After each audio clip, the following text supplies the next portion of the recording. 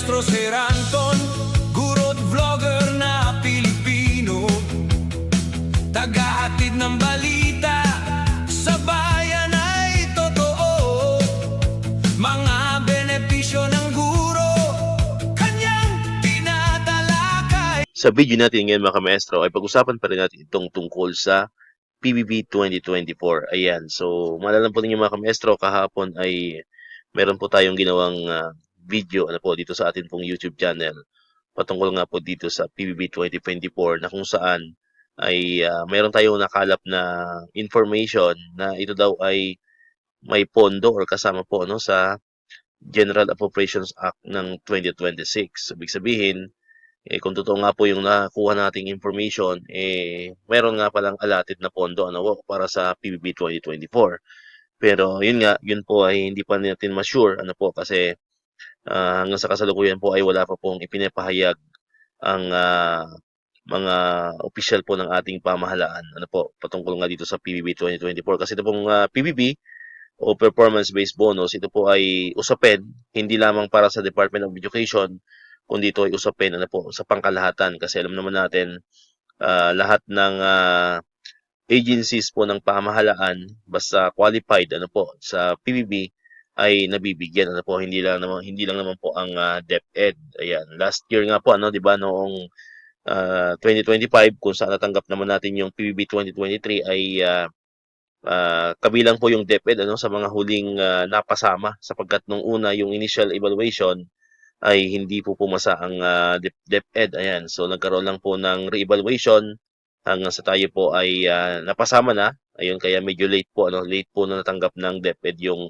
yung atin pong PBB 2023. Ayan, so ngayon naman pagdating naman sa PBB 2024, ayan, so kung totoo nga na ito po ay kasama sa GAA, sana ay magawan pa rin ng paraan. Yun po yung hiling ng mga ka-maestro natin, especially po sa mga comments yung mga nababasa kong comments po doon sa post ko, and mga comments din sa ibang mga posts ng mga teacher vlogger din. Siyempre, ang request ng mga ka-maestro natin dyan ay maibigay pa rin itong PBB 2024.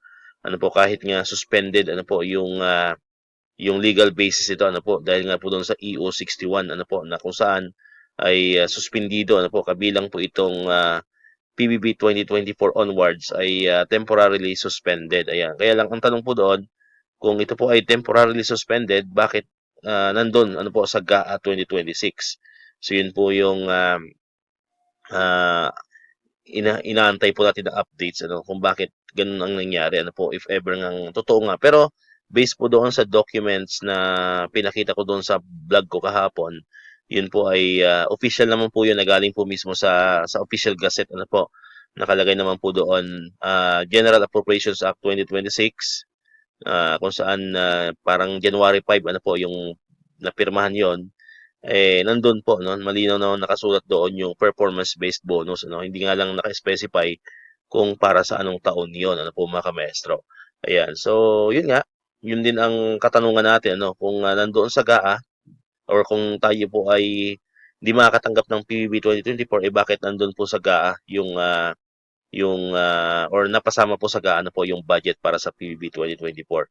So yun po yung abangan po natin sa mga susunod na araw kung magkakaroon ng mga official statement po ang atin pong mga kinauukulan patungkol nga po dito sa PBB 2024. Ayan, sa kapagkat syempre yun nga ang kahilingan pa rin and maging siguro yung ibang mga government employees hindi lang po yung DepEd makatanggap pa rin ng performance-based bonus or PBB. Ayan, kasi nga kumbaga sana nakasanayan na rin natin yan and ang sabi nga ng ibang mga ka-maestro natin, bakit pa daw tayo nag-accomplish ng IPCRF. Ayan, kasi 'di ba ito yung basihan ng ng isa sa mga basihan po ng PBB 2024 ng PBB ng performance-based bonus is of course yung atin pong IPCR mga ka-maestro. So yan, so yun po so abangan po natin yan, and sana po ay magkaroon ng mga bagong updates patungkol nga po diyan, mga bagong good news maging positive sana itong ating PBB 2024. Pero sabi ko nga sa nakaraang kong video, ito po ay hindi pa sure so pangit naman magbigay tayo ng assurance na porket nakita natin doon sa sa GAA 2026 na mayroon nakalagay na performance-based bonus ay ma-assure na natin na makatanggap nga tayo nitong PBB 2024. So far po ay kumbaga sa 50-50 pa rin ang chance, 50-50 pa rin ang chance, pwedeng matanggap, pwedeng hindi.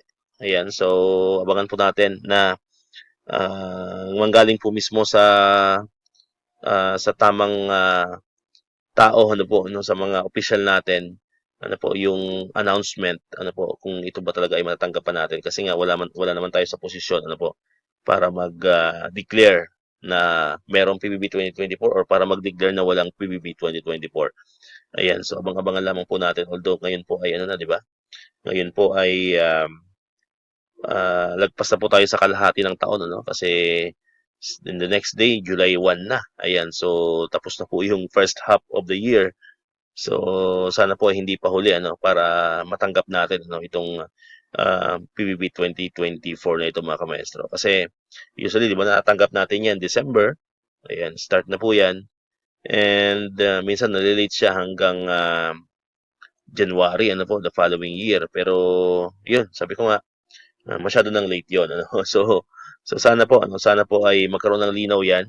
And abang-abangan po natin yung mga developments, about yan po sa atin pong PBB 2024. Alright, so dito na tapos itong ating video ngayon, mga kapmaestro. Kung di ka pa nakakapag-subscribe, click mo na ang subscribe button dyan para ikaw yung unang nakapanood ng mga videos na in-upload natin. Katulad ito yung mga updates pa rin about sa PBB and other benefits sa mga teachers and government employees. And syempre, click mo na rin ang notification bell button para man-notify ka, always updated ka pag may mga bago tayong uploaded na videos. Sa muli, maraming salamat sa inyong panonood at pakikinig. Once again, El Maestro. See you on my next vlog. Bye-bye!